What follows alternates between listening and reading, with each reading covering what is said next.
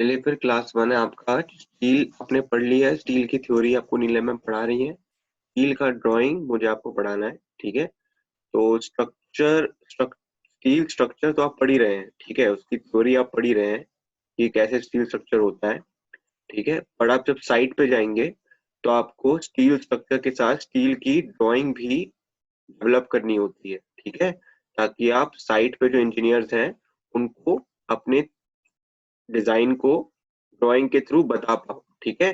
कि आपके बोल्ट्स की पिच कितनी होगी, ठीक है। गेज कितना होगा, ठीक है। एज डिस्टेंस कितना होगा, कौन से कंपोनेंट्स आप यूज करेंगे, ठीक है। तो वो सब साइट पे कन्वे करने के लिए ड्राइंग सबसे सिंपल, सबसे एक्यूरेट मेथड होता है, ठीक है। तो आप स्टील जो आपको नीलम में पढ़ा रही है उससे आप डिजाइनिंग करेंगे। और फिर ये जो मैं ड्राइंग क्लास है इसमें हम सीखेंगे कि उस डिजाइनिंग के बाद ड्राइंग कैसे करनी है। ड्राइंग आपका बेसिकली आपका लास्ट पार्ट है डिजाइनिंग का। डिजाइनिंग के बाद आपको ड्राइंग वाला पार्ट कैसे करना है, ठीक है, कैसे एक्यूरेटली करना है वो समझना है हमें, ठीक है। तो देखते हैं आज कौन सी ड्राइंग है आपकी, ठीक है। Drawing number 1, column and column basis, ठीक है। कॉलम आपको पता है कॉलम क्या होता है? आपको मैंने आरसीसी से ही पढ़ाया था, आपने स्टील में ही पढ़ा होगा। कॉलम क्या है बेसिकली? कॉलम आपका बेसिकली एक कंप्रेशन मेंबर है, ठीक है। कंप्रेशन मेंबर है। तो इसमें अगर बोल्ट वगैरह होंगे, आप ये बताइए मिनिमम पिच, मिनिमम पिच का क्या फॉर्मूला है बताइए। मिनिमम पिच का क्या फॉर्मूला है, ठीक है। बिल्कुल, जो एक्चुअल कंप्रेशन लोड झेलता है, ठीक है। मेरे को ये बताइए मिनिमम पिच का क्या फॉर्मूला है। अगर डी डायमीटर का बोल्ट है हमारा, ठीक है, डी डायमीटर का बोल्ट है, तो मिनिमम पिच का क्या फॉर्मूला है? बहुत बढ़िया, बहुत बढ़िया, 2.5 डी, ठीक है। 2.5 इंटू डी मिनिमम पिच। अब ये बताओ मैक्सिमम पिच का क्या है? मैक्सिमम पिच कितना हो सकता है बताओ, फटाफट बताओ। मैक्सिमम पिच कितना हो सकता है?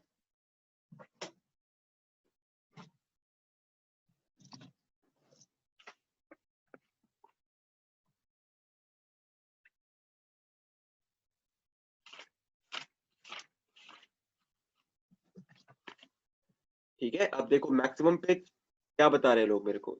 2.3 टी नहीं होता, 300 भी नहीं होता, ठीक है।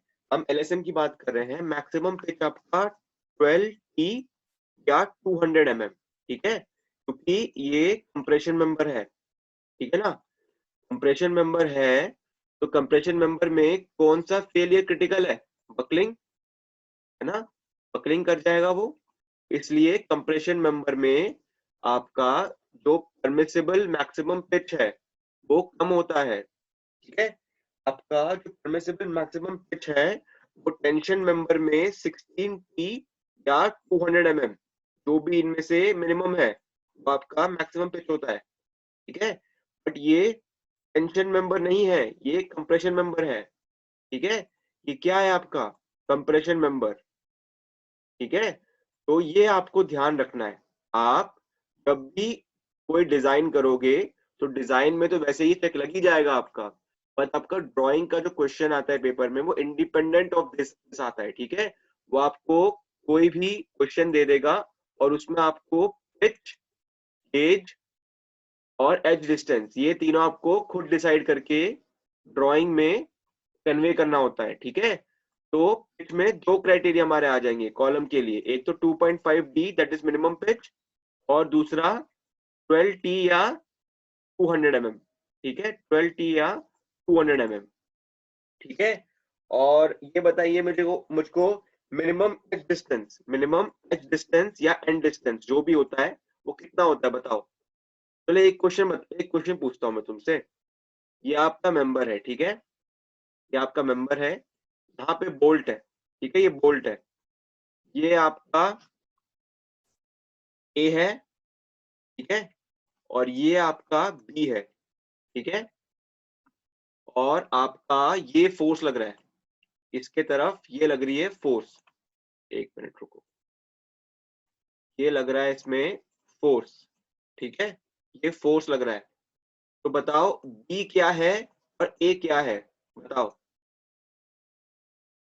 कंफ्यूज होते हैं लोग, तो आपको ये ध्यान रखना है। हाँ 1.5 डी नहीं होता, 1.5 डी नॉट होता है, ठीक है ना, ये ध्यान रखना। क्वेश्चन में गलती करते हैं। मिनिमम एज डिस्टेंस या एंड डिस्टेंस 1.5 डी नॉट होता है। डी नॉट मतलब होल का डायमीटर, होल का डायमीटर। पिच आपका 2.5 डी होता है जिसमें डायमीटर ऑफ रिवेट होता है और या फिर डायमीटर ऑफ बोल्ट, ठीक है। देखो बी हमारा है एंड डिस्टेंस, क्या है, एंड डिस्टेंस। एज डिस्टेंस और एंड डिस्टेंस में कंफ्यूजन रहती है, ठीक है। हमेशा याद रखना, जो डिस्टेंस आपका एज से जो डिस्टेंस आपका मेजर कर रहे हैं परपेंडिकुलर टू द फोर्स, ठीक है। फोर्स का डायरेक्शन देखो ऐसा है, और ए कहाँ मेजर कर रहे हैं, ए हम इसके परपेंडिकुलर मेजर कर रहे हैं, ठीक है। और कहाँ से, एज से, तो ये क्या होगा हमारा एज डिस्टेंस, ठीक है। ये होगा हमारा एज डिस्टेंस, ठीक है। तो मैं आपको एक कनेक्शन बनाता हूँ, कनेक्शन में सब कुछ आपको नेमिंग करता हूँ, ठीक है। चलिए, क्या आपका नंबर है, ठीक है।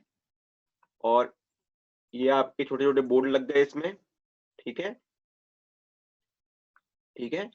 और आपका ये लग गया आपका फोर्स, ठीक है, फोर्स लग गया एफ का, ठीक है। तो फोर्स की डायरेक्शन दिख रही है आपको, ये डायरेक्शन है फोर्स की, ठीक है। तो हमारा, और एक एक मिनट, एक और चीज, एक और रो लगा देते हैं कि गेज भी समझ में आ जाए आपको, ठीक है। आपको वैसे पता होगा ये सब, मैम ने पढ़ाया होगा, बट मैं आपको बस कंफर्म कर रहा हूँ आपसे, ठीक है। ये आपका पिच होगा, ठीक है, ये आपका गेज होगा, ठीक है,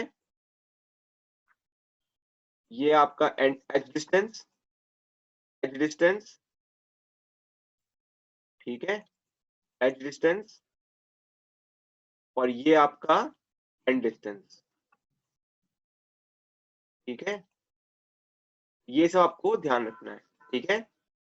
और क्या वैल्यूज ध्यान रखनी है, इन दोनों का, इन दोनों का मिनिमम वैल्यू कितना है 1.5 टी नॉट, ठीक है, टी नॉट। ये होल का डाया है यहाँ पे, होल डाया, ठीक है, होल का डाया, ठीक है।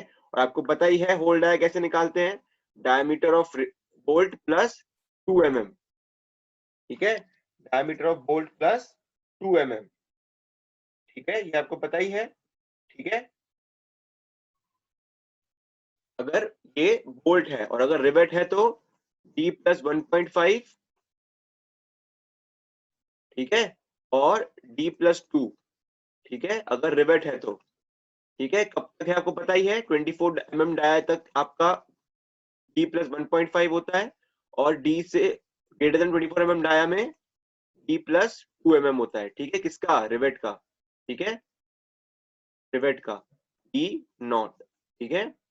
और ये d प्लस 2 mm किसके लिए होता है, बोल्ट के लिए, ठीक है, क्या निकालने के लिए, होल्ड आया, ठीक है।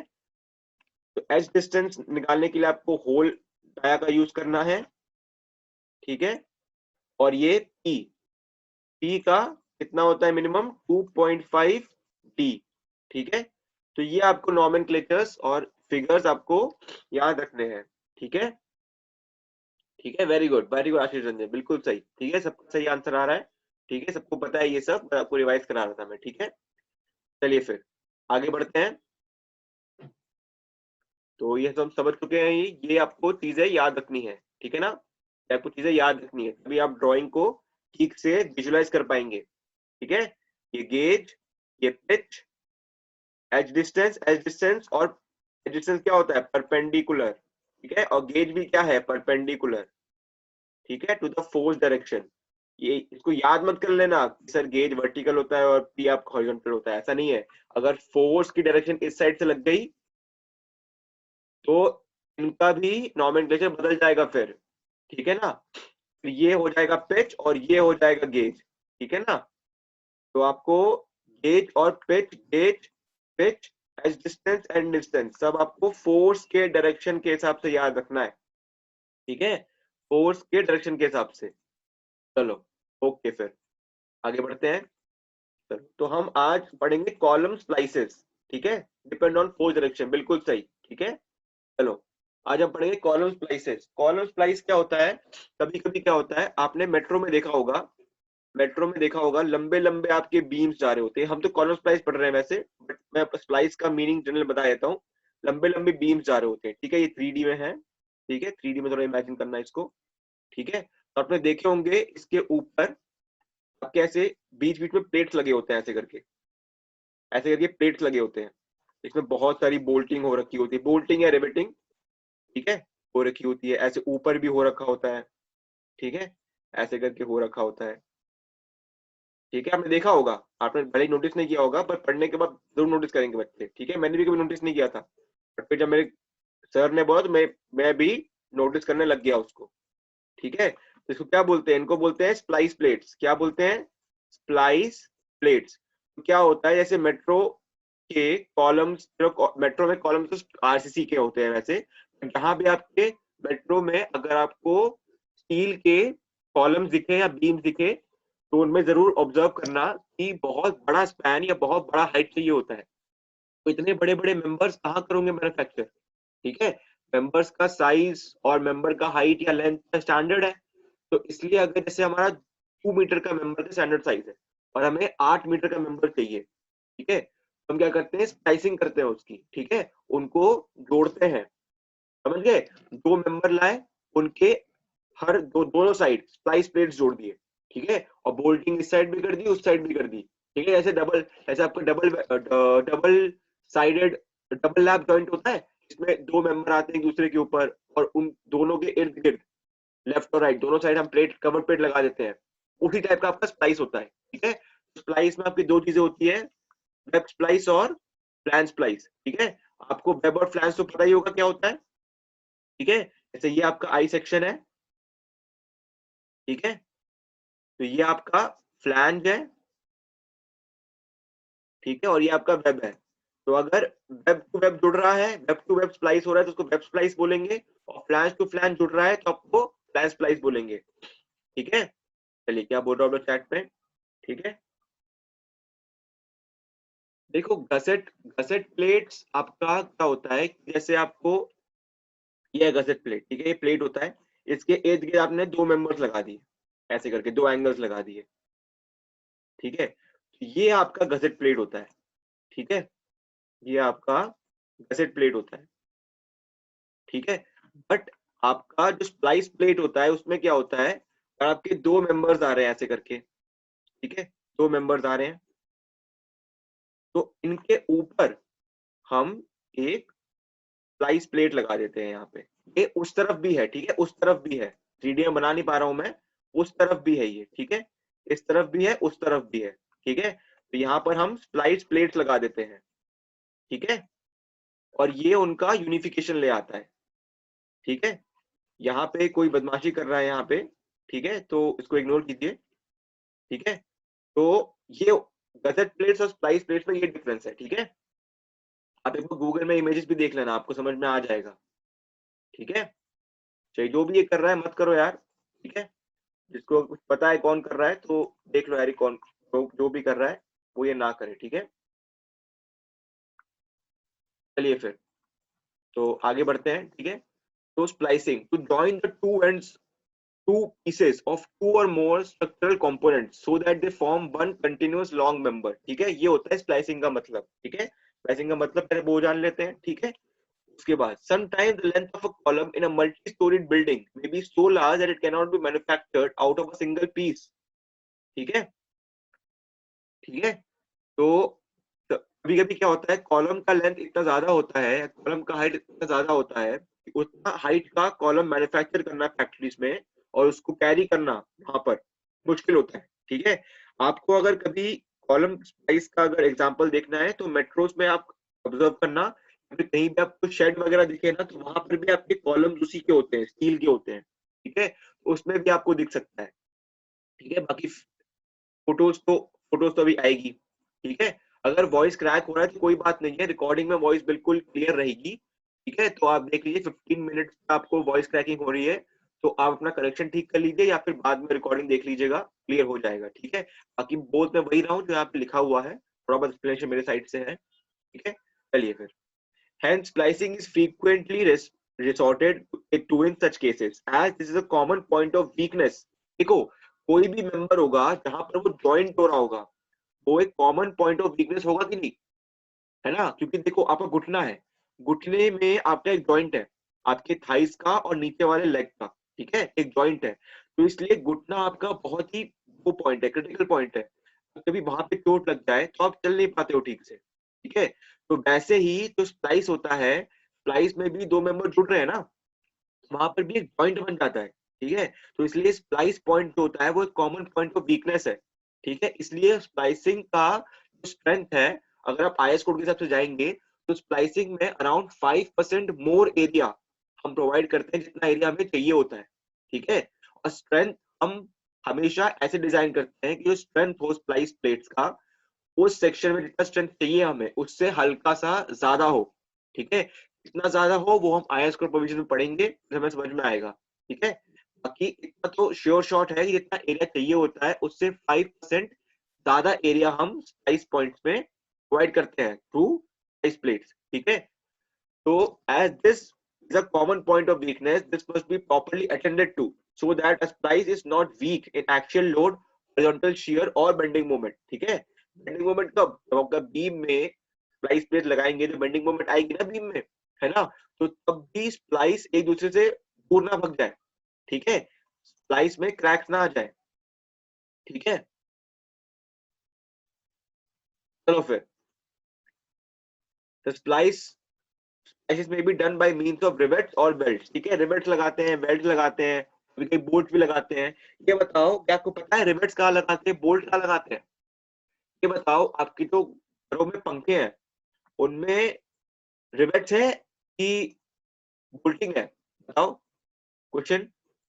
आपके घर में जो फैंस है जो वॉल में लगे होते हैं ऊपर, उसमें रिवेट्स है ना, ठीक है।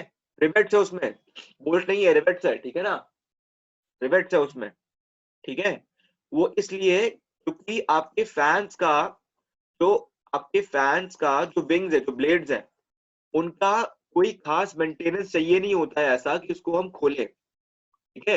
इसलिए रिवेट्स वहां पे होता है जहां पे मेंटेनेंस ज्यादा जरूरी नहीं होती, ठीक है ना, जहां पे मेंटेनेंस ज्यादा जरूरी नहीं होती, ठीक है ना। और जहां हमें पार्ट्स को, कंपोनेंट्स को खोलने की जरूरत पड़ती है, वहां पर हम क्या करते हैं, बोल्टिंग, ठीक है। आप अगर देखोगे आपके जो ऑटोकैड लैब में जो चेयर्स वगैरह हैं, ठीक है, उसमें नीचे बोल्टिंग हो रखी है, क्योंकि अगर कभी कोई मेंटेनेंस जरूरत पड़े या फिर कोई नया मेंबर लगाना पड़े उसमें, तो उसमें हमें बोल्ट खुल सके, ठीक है। चलिए फिर, ये छोटा सा एग्जाम, थोड़ा सा एक डिफरेंस था रिवेट्स और बोल्ट्स में, ताकि आपको रियल लाइफ समझ में आए रिवेट्स कहाँ होते हैं, बोल्ट्स कहाँ होते हैं, ठीक है। चलिए फिर, तो स्पैसिंग ऑफ कॉलम स्टार्ट करते हैं, ठीक है। Columns are structural member used to take compressive load, मैंने बताया, ठीक है। कंप्रेसिव एक्सियल मेंबर होता है, ठीक है, इसलिए इसका मिनिमम पिच वगैरह कैसे डिफाइन होता है मैंने बता दिया आपको। The splicing of common is necessary where, the splicing of a column is necessary, कहाँ कहाँ जरूरी होता है, मैंने बताया आपको, लिखा हुआ है यहाँ पे क्या आएगा, available length is less than required length, बताया था मैंने, ठीक है। आप कोई टेंट शेड बना रहे हैं, ठीक है, उसमें स्टील कॉलम यूज कर रहे हैं, उसकी हाइट बहुत ज्यादा है, ठीक है, समझ 10 मीटर है, 15 मीटर है, तो कैसे बनाएंगे आप, ठीक है। चलो फिर, उसके बाद section is to be change as per requirement, कभी कभी क्या होता है कि आपको कॉलम का जो मेंबर होता है ना उसका सेक्शन चेंज करना होता है, ठीक है। समझ लीजिए आपका ऊपर वाले फ्लोरों में आपने लेस डिजाइन लोड के लिए डिजाइन किया है, ठीक है, तो वहां पे कॉलम का भी सेक्शन आपको कम चाहिए होगा, कम पावरफुल सेक्शन चाहिए होगा, ठीक है। तो आपको कॉलम के सेक्शंस तो पता है ना, I S H B, I sections पता है ना आपको, आई कॉलम के कोई अलग सेक्शन नहीं होते हैं, आई सेक्शंस यूज करते हैं, I S H B, I S L B, I S W B, ठीक है। और आपको ये सब स्टील कोड से पढ़ना आता है ना, स्टील कोड में बता दूंगा आपको सेशन के एंड में कौन से ऑथर का लेना है, ठीक है। किसी भी ऑथर का आप ले लो, वैसे तो बस आपको ये देखना है कि आई एस कोड जो है स्टील कोड का 1964 वाला है, जहां तक मुझे याद है, उसको अच्छे से फॉलो करे वो, ठीक है। तो आपको स्टील कोड अच्छे से पढ़ना आना चाहिए अगर कोई ड्रॉइंग करनी है, ठीक है ना। तो अगर जैसे अगर नीचे ISB 450 है बेसमेंट में, ठीक है, उसके बाद ऊपर ISB 400 हो जाता है, ये क्या दर्शाता है बताओ, ये जो नाम होता है सेक्शन का उसमें ये नंबर क्या दर्शाता है, बताओ, ये नंबर क्या दर्शाता है? वैसे तो कोई बदमाशी कर रहा है चैट पे, आप बताएंगे तो शायद मुझे पता लगे ना, बट फिर भी ठीक है, आपको पता होना चाहिए कि आपका क्या क्या दर्शाता है। ये आपको टोटल डेप्थ दर्शाता है, उस सेक्शन का टोटल डेप्थ। बिल्कुल सही, बिल्कुल, स्ट्रेंथ नहीं, टोटल डेप्थ। ठीक है, टोटल डेप्थ। ठीक है, यूटीएस नहीं, SYSD नहीं, ये आपका टोटल डेप्थ दर्शाता है। ठीक है, तो अगर जैसे ISB 450 है आपका बेसमेंट में, ग्राउंड फ्लोर में, उसके ऊपर समझ लीजिए आपका ISB 400 आ गया। ठीक है, तो इनके बीच में भी आपको स्प्लाइसिंग करने की जरूरत पड़ेगी। ठीक है, तो दो काइंड ऑफ स्प्लाइसिंग होती है, एक जब आपका जो सेक्शन है वो आपका छोटा पड़ रहा है, या फिर जो सेक्शन है वही चेंज हो रहा है ऊपर जाके। ठीक है, तो वहां होता है। ठीक है, चलिए फिर आगे बढ़ते हैं। Splicing of column, the splicing should be done 30 to 50 centimetre above the floor to make sections easy. Obviously बात है यार, अगर फ्लोर के बहुत करीब आप स्प्लाइसिंग कर देंगे तो झुक के अच्छे से उसको करना मुश्किल होगा। ठीक है, और उसका क्वालिटी चेक करना ही मुश्किल होगा। ठीक है, तो 30 to 50 centimetre above the floor level हम करते हैं स्प्लाइसिंग। ठीक है, इसका मतलब क्या है, जैसे आपका ये फ्लोर है और ये आपका फ्लोर है। ठीक है, इनके बीच में आपका एक कॉलम है। ठीक है, ठीक है, इसके बीच में आपका कॉलम है, तो स्प्लाइसिंग यहाँ कहीं करेंगे आप। ठीक है, यहाँ बिल्कुल फ्लोर लेवल पे नहीं कर देंगे क्योंकि क्वालिटी चेक आपका मुश्किल होगा। ठीक है, तो इसलिए ये बोल रहा है कि फ्लोर से 30 to 50 सेंटीमीटर अबव आप स्लाइसिंग कीजिए। ठीक है, ठीक है, चलिए फिर। Splicing should be design to carry all types of load. ठीक है, स्प्लाइसिंग आपका सब टाइप ऑफ लोड के लिए डिजाइनिंग होता है। ठीक है, actual load, horizontal shear, moments, bending moment, सबके लिए होता है। ठीक है, ठीक है, चलिए, तो ये आपका स्प्लाइस है। ठीक है, समझ गए। ये देखिए यहाँ पर तो ये टॉप कॉलम और बॉटम कॉलम एक ही सेक्शन का है, आपको हमें पता लग ही रहा है। ठीक है, और उसमें देखिए ये लग गया आपके स्प्लाइस प्लेट्स। ठीक है, ये आपके लग गए स्प्लाइस प्लेट्स। ठीक है, और ये आपके बोल्ट्स या रिवेट्स, जो भी आपका सही पड़ेगा वो लगाते हैं। ठीक है, और यहाँ पर देखिए कॉलम का सेक्शन अलग है, आपको दिख ही रहा है ये थोड़ा पतला है। ठीक है, तो अभी पतला है तो यार फिर स्प्लाइस प्लेट तो दोनों को जोड़ना है ना, इसलिए देखिए यहाँ पे फिलर प्लेट लगा रखे हैं। क्यों, क्योंकि इसका जो थिकनेस है वो इसके थिकनेस से कम है। थिकनेस से नहीं, सॉरी, ब्रेड से थिकनेस नहीं होगी, ब्रेड होगी, ब्रेड। ठीक है, B1 आपका B2 से कम है, इसलिए हमें फिलर प्लेट लगाने की जरूरत पड़ी। तो फिलर प्लेट कोई खास स्ट्रक्चरल मेंबर नहीं है, बस आपका जो कि थिकनेस कम है इनकी, इसलिए स्प्लाइस प्लेट को एक लेवल ग्राउंड देने के लिए हम फिलर प्लेट लगा देंगे along with the inner member. ठीक है, समझ गए ना। तो अब ये कौन सा व्यू है, ये एलिवेशन व्यू है, तो इसमें ये आपके फ्लैंज है। ठीक है, ये आपके आई सेक्शन के फ्लैंजेस जा रहे हैं। ठीक है, और ये आपका वेब है। ठीक है, 3D में देखोगे तो कुछ ऐसे जा रहा होगा ये। ठीक है, 3D में कुछ ऐसे जा रहा होगा ये। ठीक है, तो इसको यहां से देख रहे हैं हम। ठीक है, तो हमें ऐसा दिख रहा है। ठीक है, तो ये आपके फ्लैंजेस हैं F से, और ये आपके वेब है। ठीक है, तो यहाँ पर बताओ ये कौन से टाइप का स्प्लाइस लगाया हुआ है फिर, ये फ्लैंज स्प्लाइस है कि वेब स्प्लाइस है, बताओ जरा। ये फ्लैंज स्प्लाइस है कि वेब स्प्लाइस है जो यहाँ पे लगाया हुआ है इस फिगर में, बताओ। वेब नहीं है अमन हबीब, वेब कैसे हो सकता है ये, मैंने बताया ना वो क्या चीज है। मैंने क्या बताया, ये फ्लैंज है आपका, और लगा किस पे स्प्लाइस प्लेट, फ्लैंज भी तो लगा हुआ है, तो ये क्या है, ये फ्लैंज स्प्लाइस है। ठीक है, ये आपका फ्लैंज स्प्लाइस है, कोई डाउट है क्या। ठीक है, समझ में आ गया, जिनने भी वेब स्प्लाइस कहा था इसको। ठीक है, फ्लैंज स्प्लाइस है ये। ठीक है ना, अगर यदि मैं यहाँ पे लगाता, अगर मैं यहाँ पे लगाता प्लेट, ठीक है, तो ऐसे दिखता प्लेट हमें। ठीक है, तो ये होता वेब स्प्लाइस। ठीक है, तो ये आपका होता वेब स्प्लाइस। ठीक है,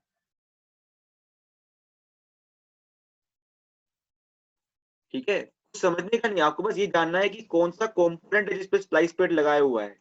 ये आपका फ्लैंज है ना, ये आपका फ्लैंज है, और ये भी आपका फ्लैंज है ना, तो ये स्प्लाइस प्लेट लगा किस पे है, फ्लैंज पे ही तो लगा हुआ है, तो ये फ्लैंज स्प्लाइस हो गया।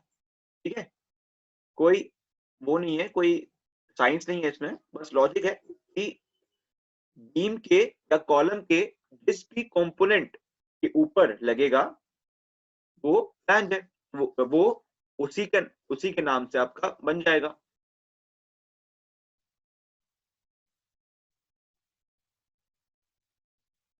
ठीक है, चलिए 3D में देखेंगे, ज्यादा अच्छे समझ में आएगा आपको। ठीक है, 3D में थोड़ा बना ही देता हूँ यहाँ पे। ऐसे जा रहा है आपका आई सेक्शन ना, ऐसे ऐसे आपका आई सेक्शन जा रहा है। ठीक है, ऐसे, तो ये, ठीक है, और नीचे से भी एक और का वो आ रहा है आपका फ्लैंज। उन दोनों को हम जोड़ रहे हैं, समझ रहे हो? ऐसे भी तो आउटर आउटर फेस पे जोड़ा है ना, आउटर फेस तो फ्लैंज भी बनाएगा। ठीक है, चलिए फिर एज पर IS 80।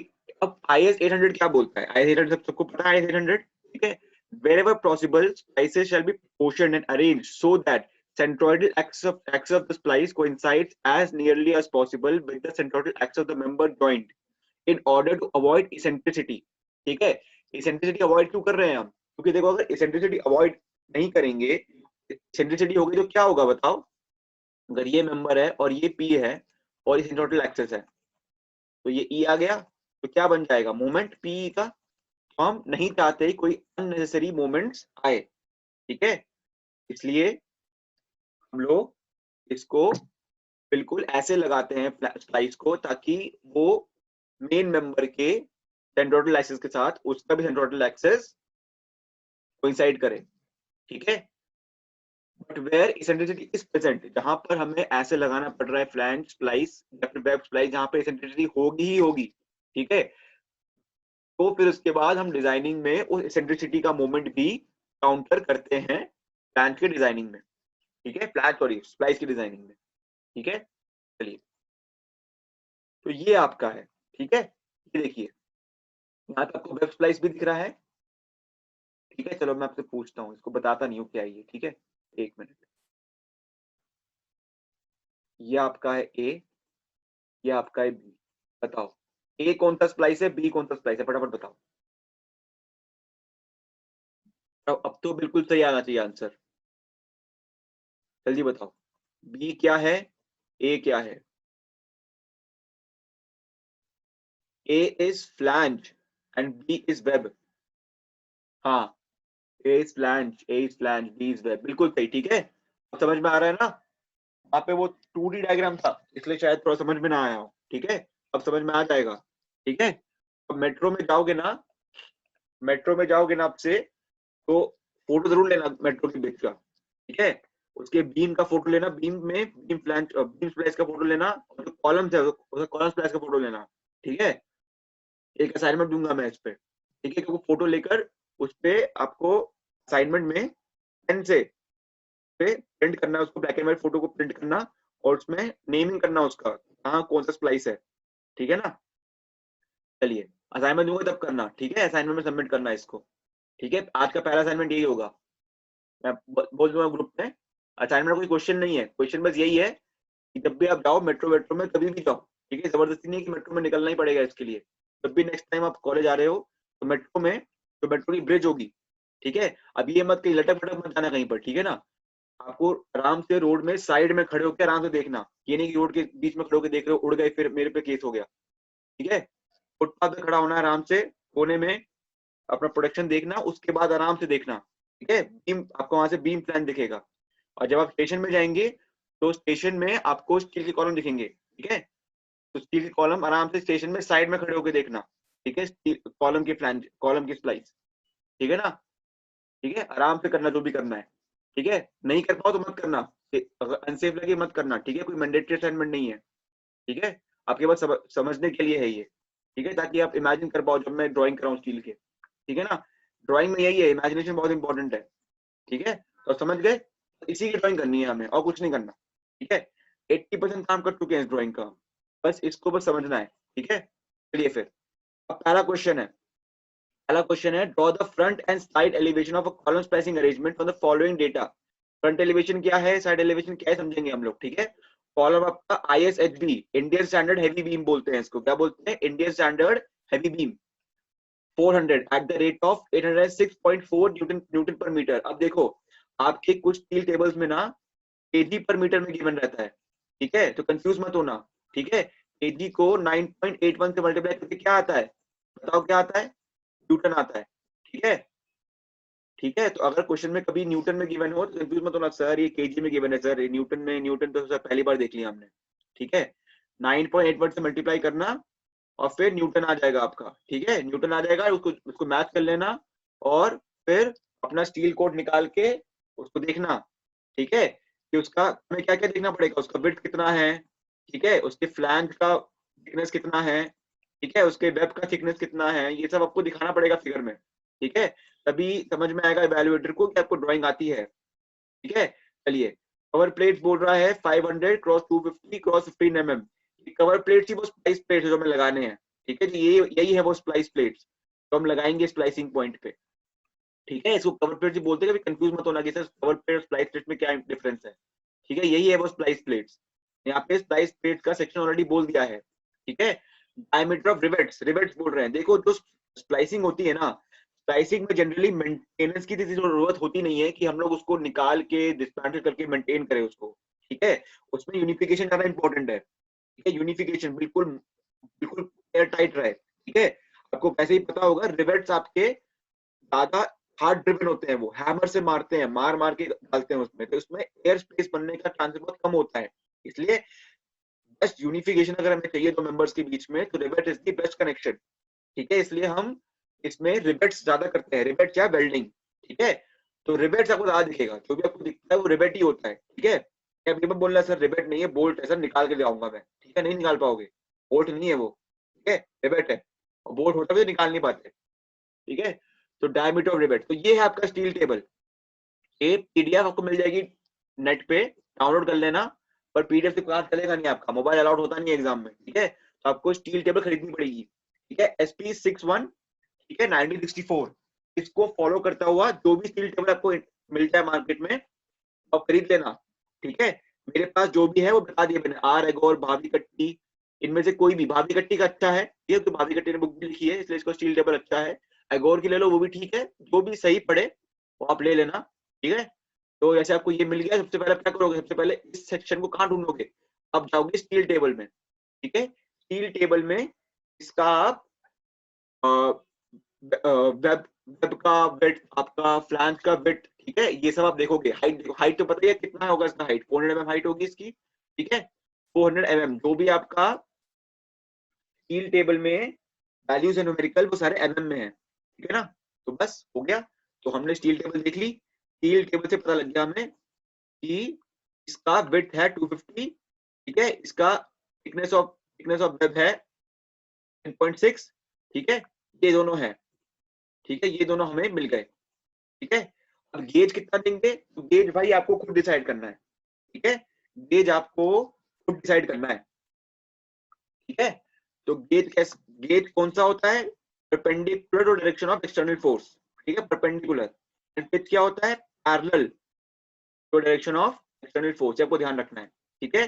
तो देखिए गेज के लिए तो कोई वैल्यू है नहीं हमारे पास 2.5 डी जैसी, ठीक है, तो पिच में हमें ध्यान रखना है कि पिच हमारा कितना होगा 2.5 डी से ज्यादा, इसलिए कितना ले लिया यहाँ पे 3D, 3 इंटू रिवेट का डायमीटर, ठीक है। एडजस्टेंस कितना होना चाहिए मिनिमम 1.5 डी नॉट, ठीक है, तो डी नॉट कितना होगा, डी नॉट कितना होगा बताओ, 22 प्लस 1.5, रिवेट है ना, और 25 mm से कम है, ठीक है, कितना हो जाएगा 23.5, ठीक है।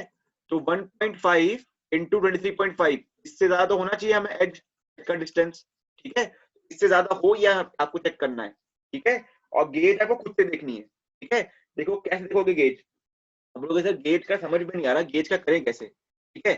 जनरली क्या आप इमेजिन करोगे कि आपको जो विड्थ है ना ऐसे फोर्स लग रही है, ठीक है, विड्थ कितना है इसका 250 mm विड्थ है इसकी, ठीक है, 250 mm इसकी विड्थ है, ठीक है। तो ये आपका सेंट्रोइडल एक्सिस समझ लीजिए, ठीक है, और ये आपके बोल्ट लग गए इसमें, ठीक है। तो बोल्ट का एज डिस्टेंस को मेंटेन करना है, 1.5 डी ना, ये तो मेंटेन करना है ना 1.5 डी, डी नॉट सॉरी, ठीक है। तो वो 1.5 डी नॉट इन्होंने क्या लिया 44, यहाँ से 44 कट गया, यहाँ से 44 कट गया, ठीक है, और गेज ये होता है, कितना बच गया बताओ, 250 माइनस 2 इंटू 44, कितना बच गया बताओ, 250 माइनस 88, 250 माइनस 88 कितना बच गया, 162, ठीक है।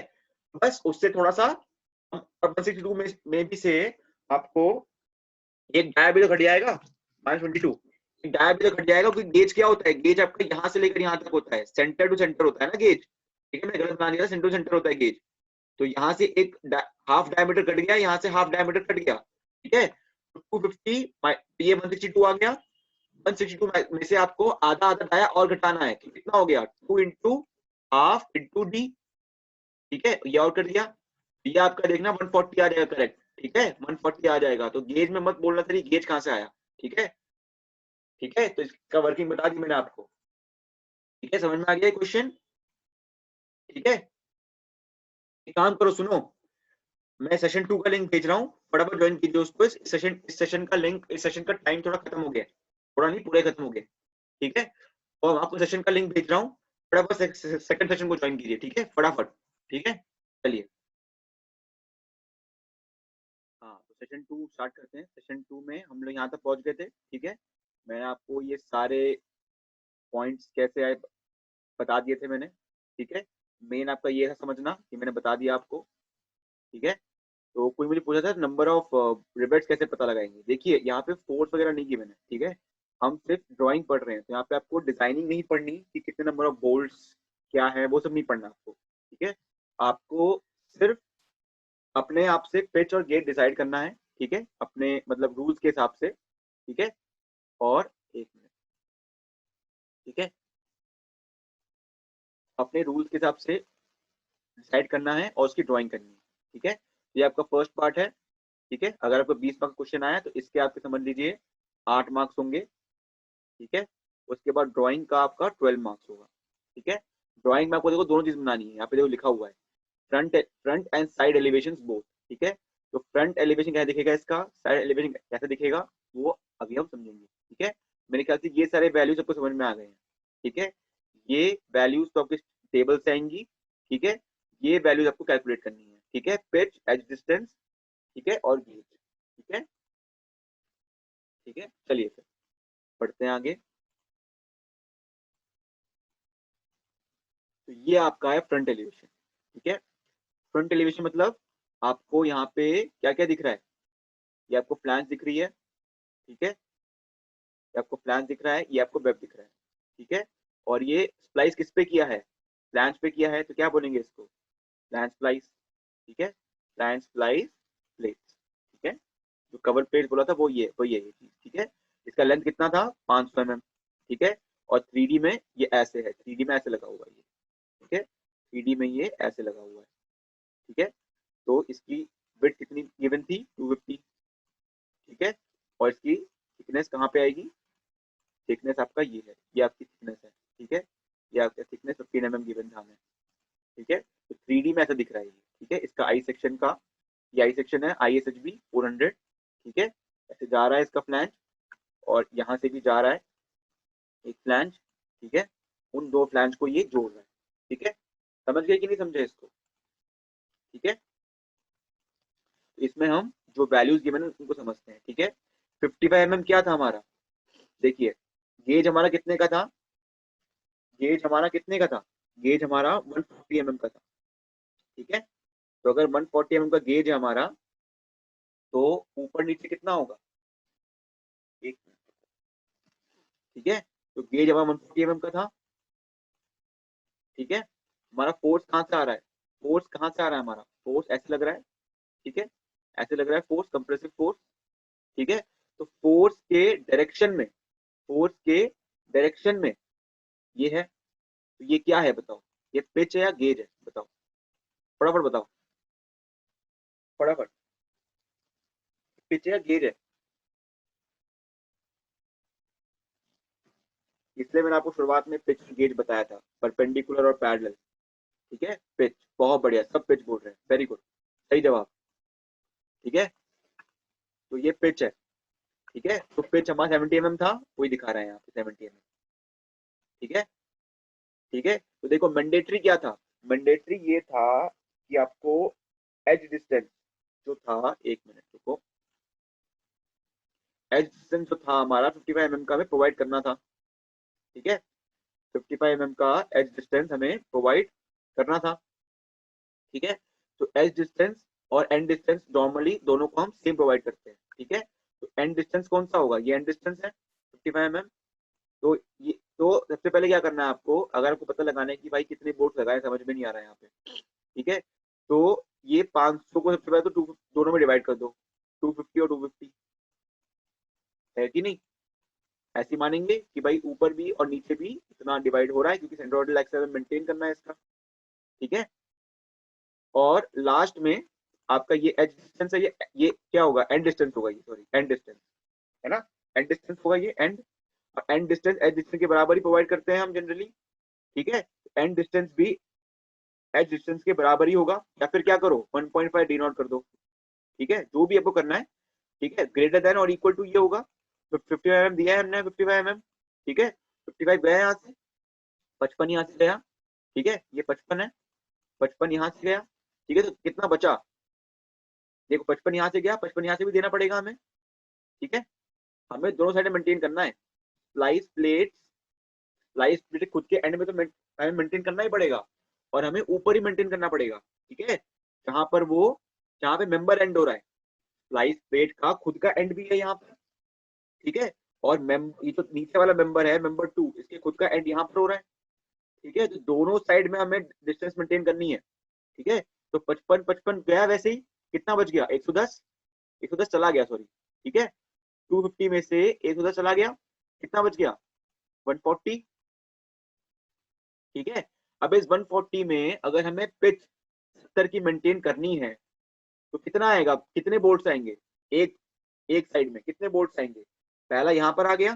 ठीक है, फिर हमारा 70, दूसरा यहाँ पर आ गया, फिर हमारा 70, तीसरा यहाँ पर आ गया। याद है आरसीसी में, आरसीसी में जितने नंबर ऑफ रीइंफोर्समेंट बार होते थे उतना -1 स्पेसिंग होती थी। तो पिच भी क्या है, पिच भी एक स्पेसिंग है ना। तो अगर दो स्पेसिंग, मतलब अगर हम 140 में दो पिच अकोमोडेट कर सकते हैं तो कितने बोल्ट आ सकते हैं, 3, है कि नहीं। आरसीसी वाली बात ही हो गई। ठीक है, आरसीसी वाला कॉन्सेप्ट लग गया इसमें। ठीक है, 55 के बाद दिया है ना, 55 के बाद ये पहला बोल्ट दिया है, रिबेट दिया, सॉरी रिबेट, रिबेट बार बार बोल रहा हूँ, रिबेट दिया, रिबेट। ठीक है, फिर 70 का पिच रखा, 70 का, फिर दूसरा रिबेट दिया, फिर 70 का पिच रखा, तीसरा रिबेट दिया। ठीक है, तो किसी को अगर डाउट है कि सर मेरे को समझ नहीं आ रहा है इसमें कितने बोल्ट थे, तो देखिए एज डिस्टेंस निकालो, ठीक है, पिच निकालो, ठीक है, गेज निकालो, अपने आप डिसाइड कर लोगे आप। ठीक है, आपको ये ध्यान रखना है कि अगर कवर प्लेट या स्प्लाइस प्लेट 500 क्रॉस 250 का दिया हुआ है, इसका मतलब है 500 का लेंथ है। ठीक है, 500 का लेंथ है तो अलोंग हाइट आएगा वो। ठीक है, हाइट के अलोंग आएगा। ठीक है, और ये इसकी विड्थ है। ठीक है, विड्थ हमें साइड एलिवेशन में दिखेगी। ठीक है, साइड एलिवेशन मतलब जब हम इसको यहाँ से देखेंगे। ठीक है, जब यहाँ से देखोगे आप तो क्या दिखेगा, ये आंखें हैं। ठीक है, दिस इज आई। ठीक है, तो ये जब आंखें यहाँ पे रखोगे, आप यहाँ से देखोगे तब कैसा दिखेगा आपको, वो आपको साइड एलिवेशन पता लगेगा। ठीक है, तो मेरे ख्याल से ये आप सारे, एक मिनट, हाँ ये कवर प्लेट का ना एरो गलत है। ठीक है, ये ऐसा होगा एरो। ठीक है, ये है कवर प्लेट। ठीक है, ठीक है, तो चलिए, तो बेसिकली आपको सारे पार्ट समझने थे। ठीक है, जितने भी यहाँ पे फिगर्स हैं, न्यूमेरिकल फिगर्स, वो समझ गए हैं आप। ठीक है, अब इसका साइड एलिवेशन देखते हैं। ये साइड एलिवेशन, ठीक है, जब आप इसको यहां से देखोगे तो ये आपको दिख गया। ठीक है, समझ में आ गया। ठीक है, इसमें देखो डॉटेड लाइन क्या है, ये डॉटेड लाइन क्या है भाई, ये है कि जब आप इस साइड से देखोगे तो आपको सिर्फ प्लान दिखेगा ना, वेब तो दिखेगा नहीं। तो डॉटेड लाइन मतलब ये हमें दिख नहीं रहा है पर हमें पता है कि वेब यहाँ पर है। ठीक है, समझ गए। इसको अगर यहाँ से देखोगे आप, अगर यहाँ से देखोगे तिरछी नजर से, तो आपको शायद वेब भी दिख जाए और फ्लैंज भी दिख जाए। ठीक है, पर आप यहाँ से देख रहे हैं तो आपको सिर्फ फ्लैंज दिखेगा। ठीक है, ये 3D में ये आपका वेब जा रहा है ऐसे करके। ठीक है, और यहाँ से आप देख रहे हैं। ठीक है, इसलिए डॉटेड लाइन से आपको फ्लैंज बना वेब बना रखा है और उसको 10.6 mm दे रखा है। इसका मतलब क्या है, ये थिकनेस ऑफ वेब है। स्टील टेबल जिसके पास भी है खोल के बैठो भाई, ठीक है, उसमें दिख जाएगा आपको थिकनेस ऑफ वेब ये है। ठीक है, समझ गए। और आपका फोर्स कैसा लग रहा है, ऐसा लग रहा है फोर्स ना। तो फोर्स के परपेंडिकुलर क्या होता है ये बताओ क्या है, गेज है पिच है, फटाफट बताओ, गेज है कि पिच है। गेज है आपका, ठीक है। तो ये गेज कितना था हमारा, 140 mm था गेज, तो वही आ गया इधर। ठीक है, आपका गेज आ गया। ठीक है, ये एक ही कॉलम है, ये मत समझना सर ये 1 है और ये 2 है। ठीक है, ये 1 और ये 2 नहीं है, ये 1 और ये 2 है। ठीक है, ये है वो डिवीजन। ठीक है, ठीक है, समझ गए ना। तो ये आपका फ्लैंज है, ठीक है ना। चलिए फिर, मेरे ख्याल समझ में आ गया ये क्वेश्चन। तो इसमें क्या था, हमारे दो कॉलम थे, दोनों कॉलम का एक ही सेक्शन था। ठीक है, एक ही सेक्शन था, मतलब सेम सेक्शन था, ISHB 400 ऊपर और नीचे। ठीक है, अब एक और क्वेश्चन देखते हैं हम। इसमें हमारा फ्रंट एंड साइड एलिवेशन बनाना है हमें कॉलम स्प्लाइसिंग का, जिसमें 2 I section of unequal sizes है। ठीक है, आपका लोअर कॉलम ISHB 400 है और अपर कॉलम ISHB 350 है। ठीक है, और ये वेट दिए हुए हैं आपको, एक हिसाब से आपको स्टील टेबल में खोजना है कि कहाँ पर है ये। ठीक है, और कवर प्लेट मतलब वही स्प्लाइस प्लेट्स। ठीक है, वही है ये कवर प्लेट मतलब वही स्प्लाइस प्लेट। ठीक है, थिकनेस ऑफ फिलर प्लेट देखिए ये आ गया मेन। ठीक है, आपका जब भी दो अलग अलग सेक्शन होंगे उनका विड्थ अलग होगा, तो इसलिए हमें फिलर प्लेट लगाना पड़ेगा। किस वाले के साथ, पतले वाले मेंबर के साथ, ताकि एक लेवल ग्राउंड बन जाए कवर प्लेट के लगने के लिए। ठीक है, डायमीटर ऑफ रिवेट गिवन है। ठीक है, क्लीट एंगल क्या होता है वो भी समझेंगे हम। A small bracket formed of angle iron which is used to locate or support a member of structural framework। ये ड्राइंग में समझेंगे हम क्लीट एंगल क्या होता है। ठीक है, ये बेसिकली कुछ नहीं होता, आपका एक एंगल की तरह होता है। ठीक है, जो आपका मेंबर के स्ट्रक्चर के दो कंपोनेंट्स के साथ जुड़ता है। ये कंपोनेंट 1 है, ये कंपोनेंट 2 है। ठीक है, तो एक तो इसका फोर्स, इसके फोर्स, इसका फोर्स, यहाँ से जो फोर्स आया वो इसमें ट्रांसमिट हो जाए अच्छे से। ठीक है, और इनके सपोर्ट के लिए दो चीजें करता है। ठीक है, फोर्स को ट्रांसमिट करने का पार्ट करता है क्लीट एंगल। एंगल है तो एंगल समझते हो एंगल क्या होता है। ठीक है, एल शेप का होता है। ठीक है, और फोर्स ट्रांसमिशन में भी हेल्प करता है। ठीक है, चलिए फिर। ठीक है, थोड़ा सा क्लीट एंगल है, कोई ऐसा बहुत वो नहीं है आपका, कोई बहुत रॉकेट साइंस नहीं है इसमें। क्लीट एंगल है, बस नाम अलग है इसलिए आपको तो लगेगा।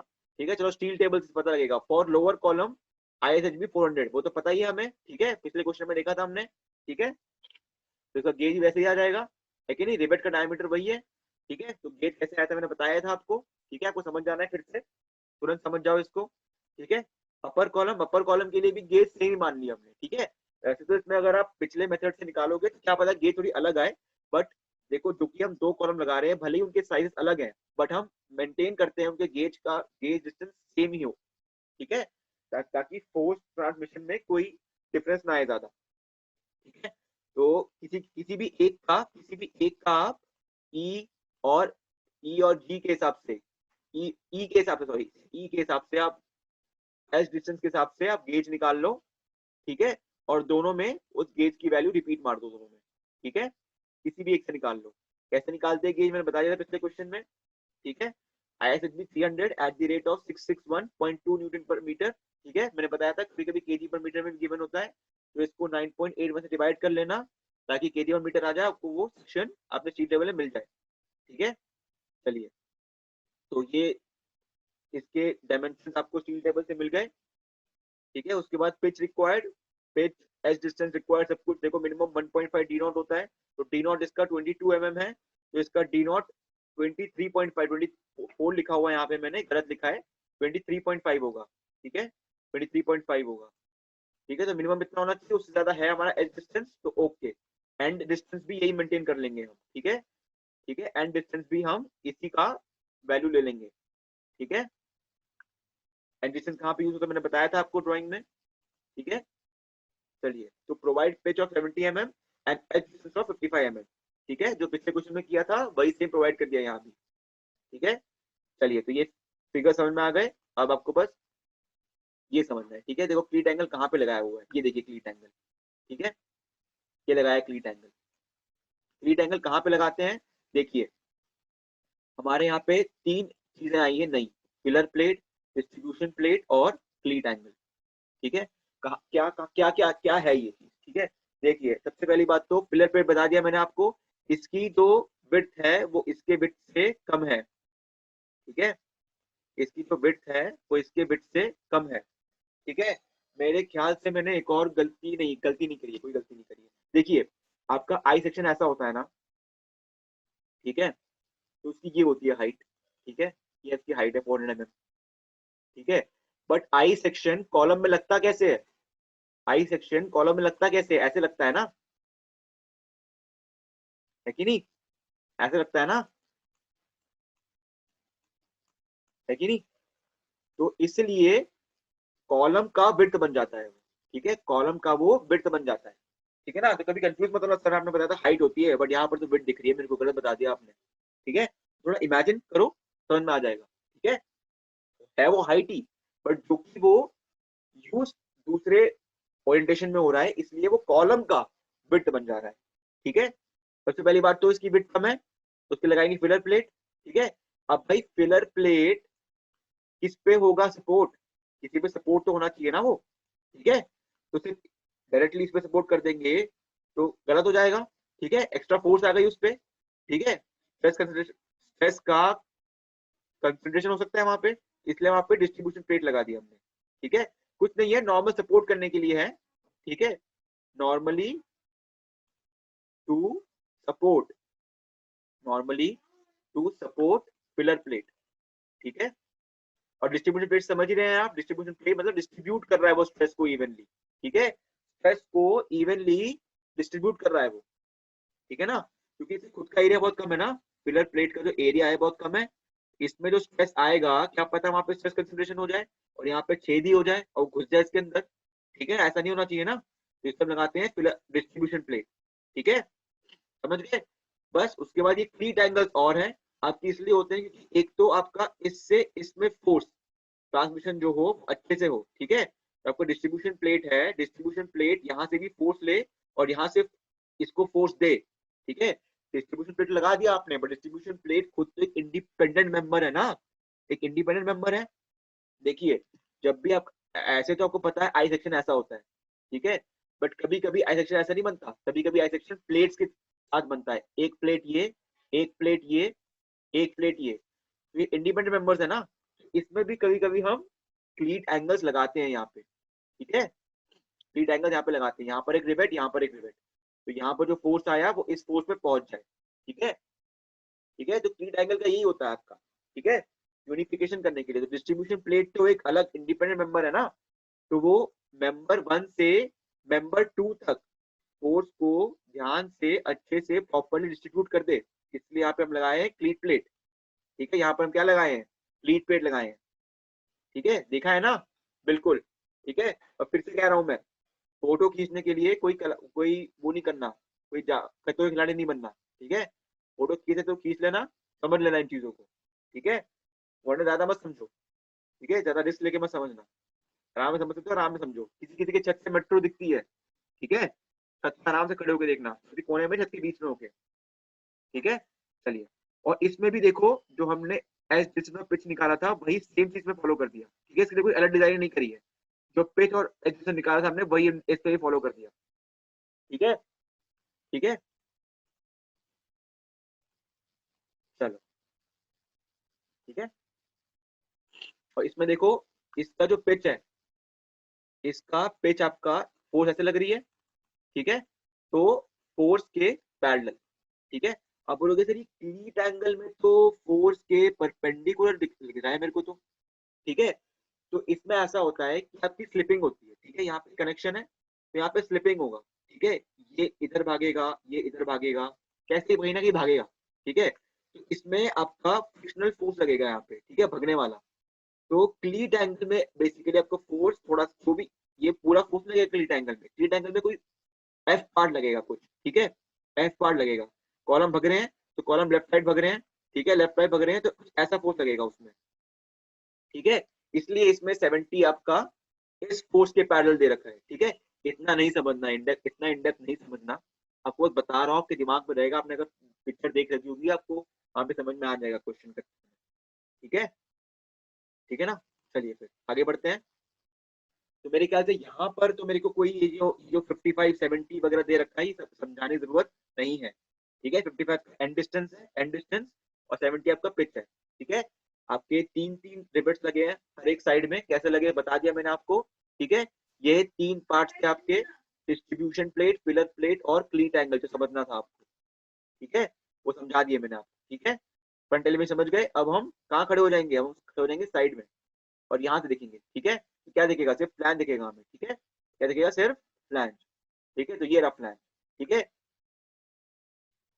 समझ गए। तो देखो क्लीट एंगल कहाँ कहाँ लगे हैं, समझ रहे हो ना, क्लीट एंगल कैसे कैसे लगे हैं आपके, आपको दिखेगा ये क्लीट एंगल ऐसे, ठीक है ना, क्लीट एंगल दिखेगा ये आपको ऐसे, ठीक है, यहाँ भी लगा, यहाँ भी लगा, उस तरफ भी लगेगा, अगली तरफ, ठीक है। क्लीट एंगल ये बताओ क्लीट एंगल लगा कहाँ पर है, क्लीट, ये बताओ, दो चीजें बताओ। सबसे पहले बताओ क्लीट एंगल लगा कहाँ पर है, और क्या इस साइड से हमें क्लीट एंगल दिखेगा, बताओ। दो चीजें बताओ, क्या हमें साइड एलिवेशन में क्लीट एंगल दिखेगा, और दूसरी चीज क्लीट एंगल मेंबर के कौन से पार्ट में लगा हुआ है, बताओ। नहीं दिखेगा, ठीक है, नहीं दिखेगा, और वेब में लगा हुआ है, ठीक है, वेब में लगा हुआ है। तो क्लीट एंगल एक तो वेब में लगता है, ठीक है, ये समझ में आ गया हमें। वैसे भी मैंने बताया था, जो प्लेट का एग्जांपल दिया था उसमें भी आपको क्लीट एंगल वेब में ही लगा था, ठीक है, एक तो वेब में लगता है, ठीक है, प्लस हमें साइड एलिवेशन में क्लीट एंगल नहीं दिखेगा, इसलिए ये डॉटेड है, ठीक है। डॉटेड माने, डॉटेड मतलब हमें ये नहीं दिख रहा है, हमें पता है ये है, इसलिए हम ड्राइंग में कर रहे हैं इसको मेंशन, ठीक है, बट हमें दिखेगा नहीं साइड एलिवेशन में, ठीक है। चलिए फिर गेज समझ में आ गया आपको, 250 mm समझ में आ गया आपको, ठीक है, 500 mm की इसकी लेंथ है, ठीक है। क्लीट आपका ये 55 mm था, ठीक है, एंड डिस्टेंस इसका, ठीक है। तो मेरे ख्याल समझ में आ गया है सबको, ठीक है। तो यहाँ पे हमारी क्लास एंड होती है, आज हमने कॉलम स्प्लाइस खत्म कर दिया, ठीक है, कॉलम स्प्लाइस के दो क्वेश्चन देख लिए हमने, ठीक है। बाकी आप लोग एक ही उपाध्याय में, एक ही उपाध्याय में क्वेश्चन है लास्ट में आपके ड्राइंग के, बाकी एक कोई भी और क्वेश्चन, कोई भी और पेपर बुक में मिल जाए वहां भी देख लेना, कोई दिक्कत नहीं है, ठीक है। बाकी एक ही उपाध्याय में कलर्ड पेजेस है लास्ट में, जहाँ पे स्टील ड्राइंग है, वहां पे ये सब अच्छे से मेंशन करा हुआ है, ठीक है, तो उसमें देख लेना। बाकी जहाँ से ही मिल जाए वहाँ पे क्वेश्चन प्रैक्टिस कर लेना, ठीक है। ड्राइंग नंबर 2 मैं आपके मैम से पूछ के ड्राइंग नंबर 2 किसका कराना है वो करवा दूंगा मैं आपको, ठीक है। चलिए फिर इसका आपको रिकॉर्डिंग इसमें मिल जाएगा, बिल्कुल बिल्कुल, जो स्टील का क्लासरूम बना हुआ है ना, वो ड्राइंग का और थ्योरी का सेम है, ठीक है। अभी ड्राइंग नहीं बनानी, अभी मैं ड्राइंग का असाइनमेंट नहीं दे रहा हूँ, वैसे क्या पता दे भी दूं, ठीक है, कोई वो नहीं है, क्या पता दे दूं आपको कॉलर स्लाइड की ड्राइंग बनाने का। ये दो सेम क्वेश्चन होंगे, उसमें आपको ड्राइंग बना के सबमिट करनी होगी, ठीक है, जैसे पहले कैसे सबमिट क्लासरूम में। आपका स्टील का क्लासरूम बना हुआ है ना, वही ड्राइंग का है, ठीक है। चलिए अब मैं अटेंडेंस स्टार्ट कर रहा हूँ यहाँ पे, ठीक है। आप लोग एक एक करके अपना नाम और roll number, BT roll number यहाँ पे लिखना है, ठीक है। अटेंडेंस स्टार्ट हियर, ठीक है, चलो अटेंडेंस अटेंडेंस मार्क करना स्टार्ट करो, टाइप करो यहाँ पे नाम और roll number, BT roll number, नाम और रोल नंबर यहाँ पे टाइप करो जल्दी से चैट में। आपका अब से अटेंडेंस भी मार्क होगा, ठीक है ना। आपका जो इंटरनल 20 मार्क्स का, उसमें अटेंडेंस का 10 मार्क्स होगा और असाइनमेंट का 10 मार्क्स, ठीक है। नाम नहीं निशा, नाम और बीटी रोल नंबर दोनों, नाम और बीटी रोल नंबर दोनों, दोनों करना है, ठीक है। Name and BT roll number both, ठीक है। आपका चैट में ये चैट आपका ट्रांसक्रिप्ट सेव हो जाता है, उसके बाद आपका एक्सेल में मैं अनुज कुमार शर्मा, सिर्फ नाम नहीं, नाम and BT roll number both, ठीक है, नाम and BT roll number both, ठीक है। तो आपको टाइप करना है हर क्लास में, मैं क्लास में किसी भी वक्त बोल सकता हूँ, बीच में, बीच का 5 मिनट बोल सकता हूँ, शुरुआत का 5 मिनट, एंड का 5 मिनट, कभी भी मैं बोल सकता हूँ कि 5 मिनट है आपके पास, अपना रोल नंबर यहाँ पे लिखिए और नाम लिखिए, ठीक है। तो लिखते रहिए लिखते रहिए, आपके पास अभी 4 मिनट दे रहा हूँ मैं, ठीक है। करिए, जो जो करते जा रहे हैं अपना नाम नाम लिख के आप एग्जिट कर सकते हैं क्लासरूम को, ठीक है, जूम को एग्जिट कर सकते हैं, इसके बाद अब आगे नहीं बढ़ेंगे। ठीक है, इसको भी कोई और काम है कर लो, अपना नाम और रोल नंबर यहाँ पे लिख के जाइए। ठीक है, इस ट्रांसक्रिप्ट से आपका अटेंडेंस मार्क होगा। ठीक है, चलिए करते रहिए।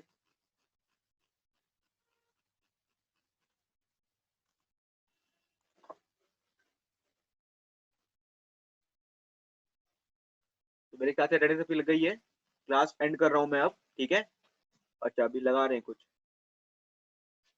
शिफ्ट नहीं, शिफ्ट भी लिख दो लिखना है तो, वरना तो रोल नंबर तो सबका यूनिक ही है, पता लग ही जाएगा मेरे को एक्सेल में सर्च मारने से। ठीक है, शिफ्ट लिखना है तो लिख दो, बाकी ऐसा कुछ वो नहीं है, मैंडेटरी नहीं है। नाम और बीटी रोल नंबर लिखो, वो इनफ होगा। ठीक है,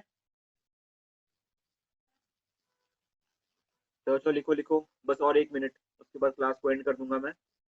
रोल नंबर यहाँ पे रजिस्टर होना बंद हो जाएंगे।